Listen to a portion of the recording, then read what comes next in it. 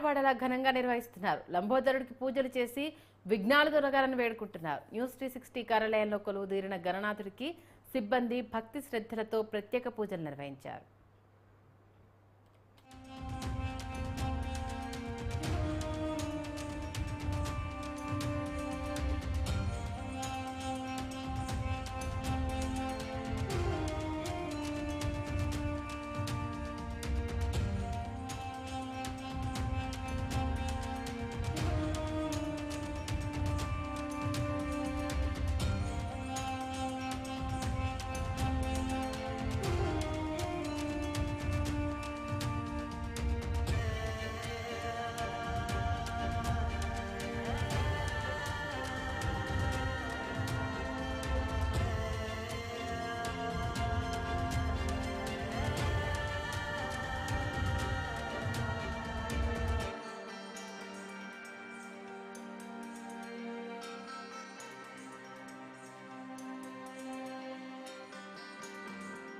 ప్రపంచవ్యాప్తంగా ఉన్న భారతీయులందరికీ కూడా వినాయక చవితి శుభాకాంక్షలు.